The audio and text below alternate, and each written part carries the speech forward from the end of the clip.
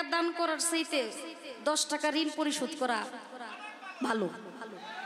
আমারে কিন্তু একটা কথা কইছে, আপনারা কথা কইতে না করছেন, আমি কথা কমো না, কিন্তু মূল কথা হইলে যে 16 আনা এটা তো কথা না, এটা তো একটা পয়েন্ট ছিল, বিষয়টা এরকম না।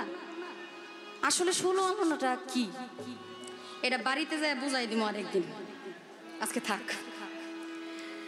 এই মিনতি করি বন্ধু ছেড়ে যাইও